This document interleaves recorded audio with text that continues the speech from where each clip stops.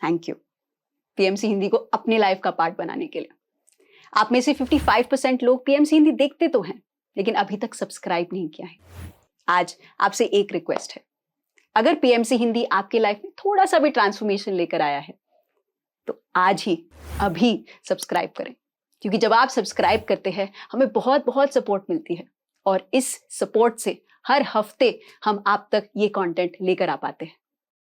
मैं teaching profession में थी, बच्चे बहुत आया करते थे तो उन्हें तरह तरह की समस्याएं हुआ करती थी, जैसे एंजाइटी है, फ्रस्ट्रेशन है, कहीं पर भी आपकी गलत बातें निकलती हैं तो वो आपके कर्म बन जाते हैं। द्रौपदी जी ने दुर्योधन के लिए बहुत कठोर शब्द यूज किए।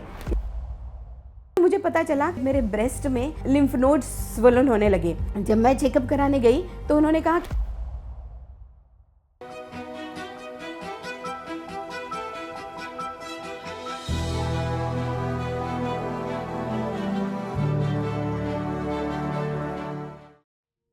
मेरा ध्यान में आने का उद्देश्य यही था कि मैं फिजिकली, मेंटली और इमोशनली खुद को, अपनी फैमिली को, और क्योंकि मैं एजुकेटर हूँ और एक योग साधक भी हूँ तो मैं एजुकेटर होने के नाते मेरे कांटेक्ट में जितने बच्चे हैं 0 से लेके बीएड तक के बच्चे, उन सब के साथ मैं बहुत जुड़ी हुई हूँ और उन्हें फिजिकली, मेंटली और इमोशनली मैं स्वस्थ रख सकूँ, ये मेरा ध्यान का उद्देश्य था।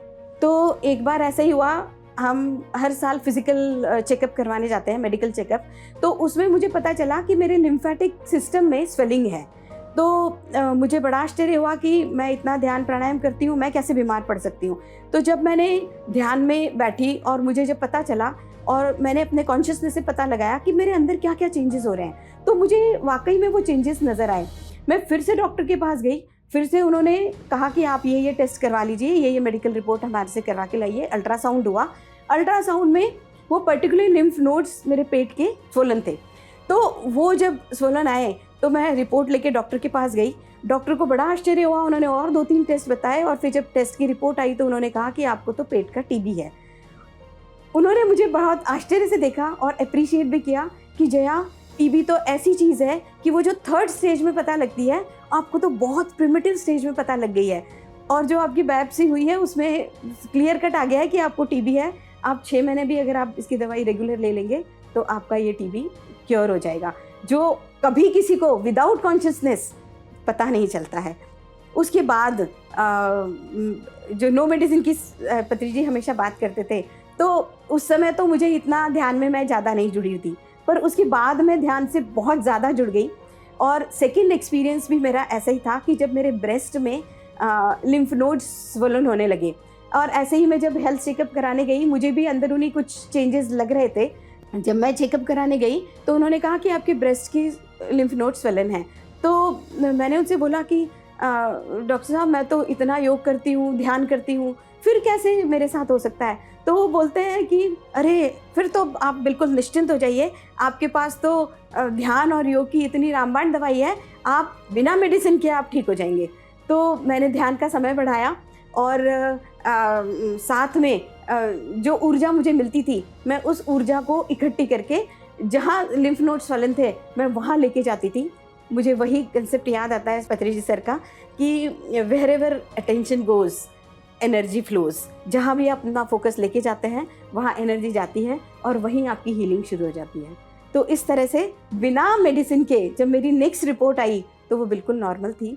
आज भी मैं नॉर्मल हूँ। मैं बच्चों की समस्याओं को, अलग अलग तरह की समस्याओं को मैं किस तरह से कस्टमाइज करके उन्हें फीडबैक दूँ। तो उन्हें तरह तरह की समस्याएं हुआ करती थी, जैसे एंजाइटी है, फ्रस्ट्रेशन है, पीयर कंपटीशन है, उनका आपस में आत्मविश्वास की कमी होना, और इन सब चीज़ों से पेरेंट्स, जब बच्चे अस्वस्थ होते हैं तो पेरेंट्स उनसे दुगने अस्वस्थ हो जाते हैं। और वो मेरे से फीडबैक के लिए, काउंसलिंग के लिए कहा करते थे कि मैडम हमारे बच्चों की काउंसलिंग कीजिए।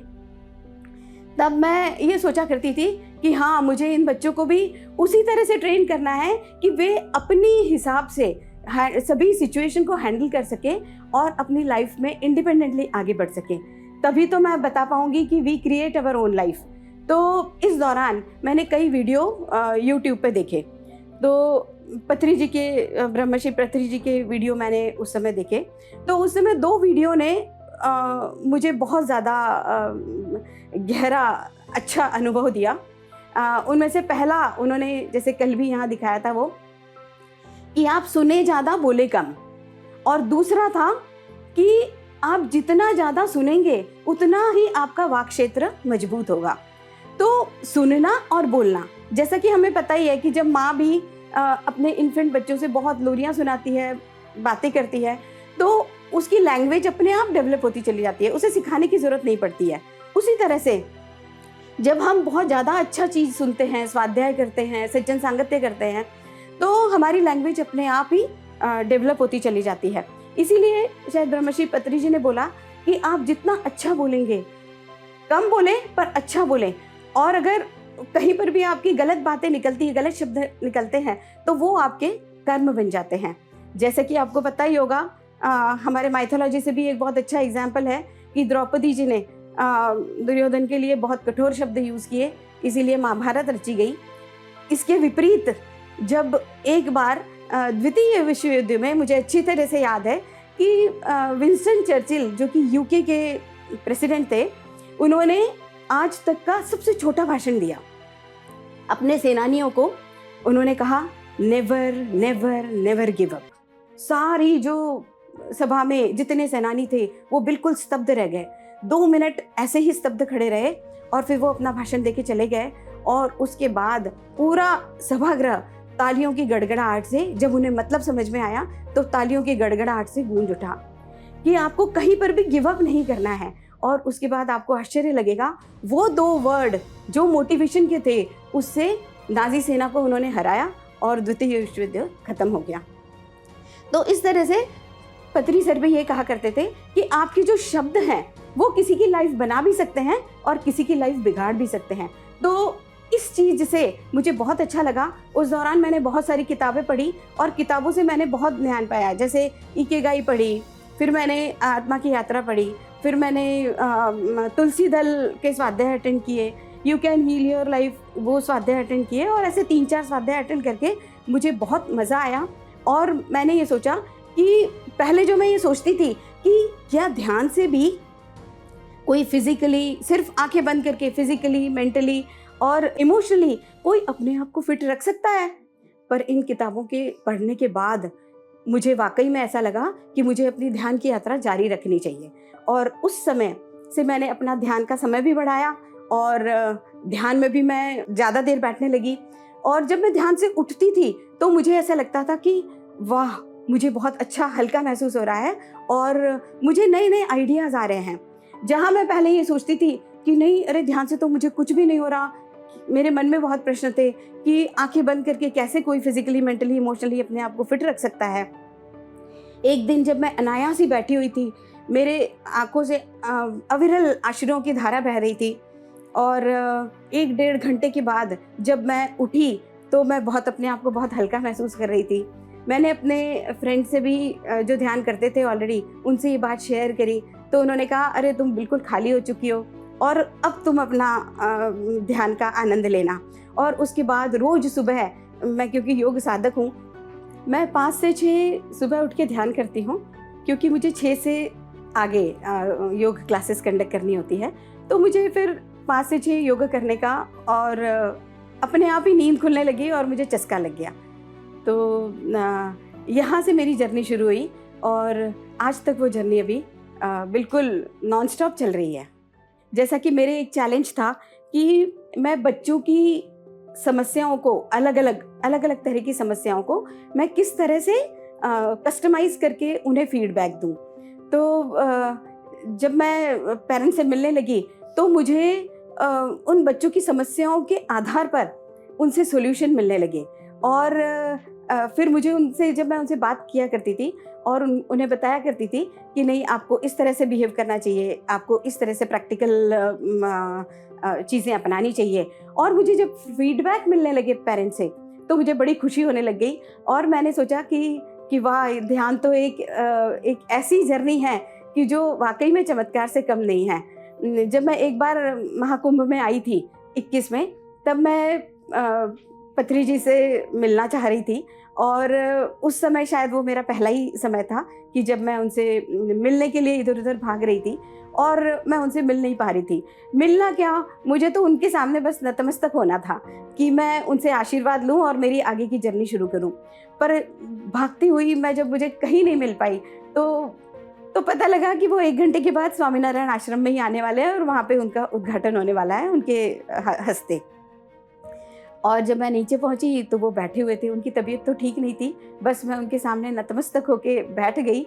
पत्री जी कुछ बोलते तो थे नहीं, वो सिर्फ आई कांटेक्ट ही करते थे और उनकी आंखों से मुझे लगा जो ऊर्जा निकली तो शायद वो मुझसे यही कहना चाह रहे थे कि आपको बच्चों के लिए काम करना है और ध्यान प्रसार करना है। और तब से मैं अपनी जर्नी शुरू की बच्चों के लिए। और आज भी मैं नागपुर में, मुंबई में मैंने बच्चों को ध्यान सिखाना तकरीबन 3 साल से शुरू किया है।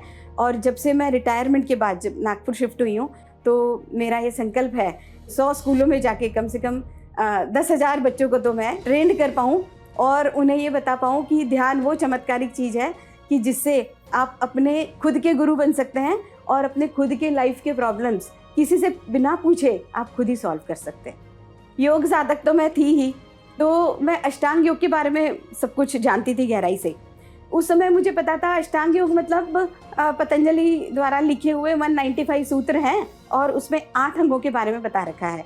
तो यम, नियम, आसन, प्राणायाम, धारणा, ध्यान, समाधि। तो आसन प्राणायाम से फिजिकल फिटनेस को कैसे पाना, ये तो रामबाण मुझे पता ही था, पर मेंटल और इमोशनल फिटनेस के लिए ध्यान बहुत ज़रूरी है, ये मुझे एक्सपीरियंस करना था। तो जब मैं किताबें पढ़ रही थी तो मुझे एक एग्जाम्पल वहाँ का बहुत अच्छे से याद है कि अगर मुझे नीचे सड़क का कोई व्यू देखना है और मैं 3री मंजिल पे खड़ी हूँ और फिर मैं 7वीं मंजिल पे जाती हूँ तो मुझे 7वीं मंजिल से सड़क का व्यू बहुत अच्छे से नजर आएगा। और मैंने इसीलिए बच्चों को जागृत करने का एक जरिया ढूंढा है जहाँ मैं बच्चों के साथ ज़्यादा से ज़्यादा रहकर उन्हें ध्यान का महत्व बता सकूं, उन्हें ध्यान में ला सकूं, ताकि आने वाली पीढ़ी वो खुद अपनी पीढ़ी बना सके और अपने फ्यूचर को बहुत अच्छे से संजो सके।